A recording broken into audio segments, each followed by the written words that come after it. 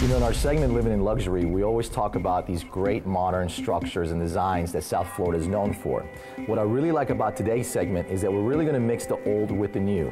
We have an antique dealer that specializes in great pieces from all over the world and brings them to South Florida.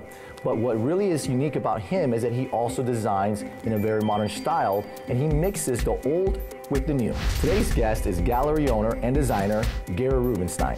My business in New York was really serious antique furniture, and I decided that I wanted to have a more fun store in Miami.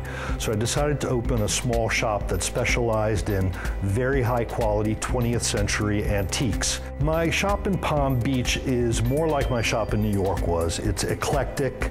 It's a mix of 18th century, 19th century, and 20th century. It's kind of the best of all the eras. My whole idea about design in interiors is to have the element of surprise. I think when you use something that's too homogeneous, it gets a little bit boring. So I like to pair things up that have a certain similarity, but a difference, so that there's a juxtaposition between the pieces and a tension between them. So I like just mixing everything up. The property in Fort Lauderdale that I designed, the most compelling thing about it was the site. The site is on the Intercoastal Waterway across from a national state park. So it just was a rare opportunity to have a lot of privacy on the water. And so I wanted to have a big glass house, and so the house was going to just let the view in. The interior of the space was very light and bright, and the whole first floor, which encompassed about 5,000 square feet, I just wanted it to be very open.